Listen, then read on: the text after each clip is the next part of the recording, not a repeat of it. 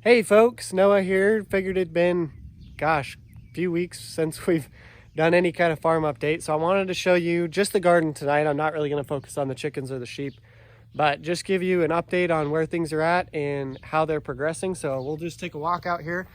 I'm going to let you know I didn't clean up or anything before this video. So there's definitely some junk out there and things that aren't perfect, but we're really happy with how things are going this first year. This is the first tarp section, and what we got here today, actually what I was working on was putting up this wire for these tomato cages so that I can make sure they don't topple over when there gets to be a little more weight. And we were also working on pruning and getting them actually tied up to some of these cages. So up first, we've got our 6 rows of tomatoes. We've got 6 different kinds and they're doing really well. There's some blooming ones already. There's a few small tomatoes in here. Of course, they're not around, but that's okay. They're doing really well. Next up, we've got our 3 rows of peppers, and actually we got a couple extra over here. These are doing really well. They're already putting on some pepper plants. They're smaller than I was hoping. I kind of thought the plant would be bigger, but I mean, that one's doing okay. So hopefully those will continue to grow. This is a failure. This was supposed to be our lettuce and spinach, cabbage, all that stuff. I weeded this one, and these 3 I started weeding and I continued to weed probably 2 or 3 times and nothing ever came up. That's the only one that ever came up. So we've continued to keep that one clean, but I don't know. This was our spinach. So Sierra's gotten some of that, but again, that one was not really happy with any of them. Same thing with this is a row of carrots, and I started weeding the grass out of it, and every time I pull grass, I'm pulling carrots. So I've got 2 rows of carrots that are basically grass, which is one of the reasons we put this tarp down anyways, because when we tried to garden last year, everything we had just turned to grass. It's so bad and so difficult to keep up on. Next, we've got our cucumbers, zucchini, squash. I thought this was actually cucumbers, but Sierra told me today, she's like, no, I know my squash and my zucchini, and apparently this is a zucchini. So we got lots of little zucchini plants coming. Here are the cucumbers. They're a little bit further behind. I did replant these.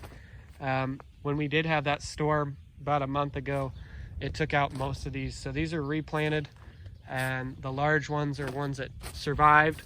We've got, oh, look at that, a bunch of squash there coming. So that's cool. And those go all the way to the edge there. Those are our raspberries, and our grapes seem to be doing okay. The fruit trees, I did notice some little tiny apples. They were like this big underneath the tomatoes, so they might have lost a few, but they seem to be going okay.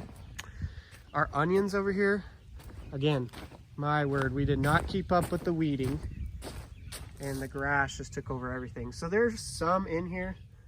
They're starting to bloom, but I'm not so sure about the onions. That's maybe not our best effort on those. So there's definitely things we've learned, mistakes that we've made, but so far I've been pretty happy with it as far as this being our first real effort at it. Look at the sky. Beautiful. We're finally getting a storm in. The last 2 nights it said we're supposed to get rain. We've had no rain basically for a month. So the last 2 nights we were supposed to get some and never did, so we're really praying that tonight we get some. Here's our 4 rows of tomatoes. They seem to be doing okay. And then next up, we've got our Melba Garden, and I'm gonna do a whole video on this Melba Garden. This is basically an area we didn't really know what to do with. It's kind of next to our burn pit, so we didn't really want a lot of produce food next to it. But this is from my work, Green Cover Seed, and it's 40 different species. It's called the Melba Mix. It's kind of a chaos garden, so we've got lentils there, we've got some kind of viney crop, cucumbers, squash, there's like a little radish there, there's a pea right there, there's all kinds of things, sunflowers, 40 different species. So all I did is spread this out and we're gonna see what we get. It's kind of cool because it requires very little work. It's a lazy man's garden, so it's perfect for trying out this year. Next up, we've got some peas that I just planted here yesterday. So those aren't coming along, but we've got these that I planted 2 weeks ago. 1, 2, 3, 4, 5 rows of peas coming on. And then 4 rows of beans, some green beans. We got some bush beans that don't need a trellis, and then we also have some that do. And I wasn't really sure what to do about that, so I put these posts up and used a hemp cord to basically put up a trellis there. We'll see how that works. I don't know, I saw a few different posts on Instagram of people doing that, so we'll see how it goes. Here we've got our watermelons. I'm a little concerned that we're too late on these, because usually that's the biggest issue we have, is by the time our watermelon plants are finally growing, it seems like it's too late in the season. So we do have some watermelon plants that are up. We'll see how they go. Here's our cantaloupe. Watermelon and cantaloupe are 2 of my favorite fruits, so I'm really hoping we at least get something edible out of these. This one's kind of cool. This is a fairly expensive pumpkin seed. There's only 1 seed planted here. This is going to be a fun little summer project for me. But basically what this is a seed from a 1,600-pound pumpkin. And for some reason, I love pumpkins, gourds, squash. Like, I love it. So my project is to try and grow a really, really large pumpkin. So I started out with a really good genetic of a seed. I don't even know if it's going to come up, but I'm doing everything that the book says on how to grow a large pumpkin. So if you don't hear anything about this, it's because I failed. If you do hear anything from me, it'll be a success story and it'll be a massive pumpkin.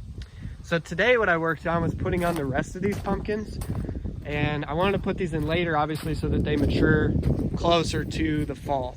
So here I've got some big, like larger pumpkins. Here's regular pumpkins with also some white pumpkins in there.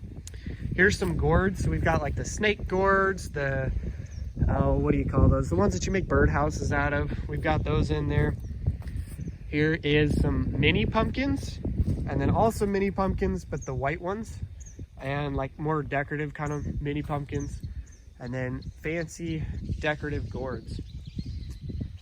Last up, we've got our sweet corn here. I've got, what is this, 8 rows of sweet corn. And remember how I said the grass is horrible? This is what it looks like after I did the weeding today.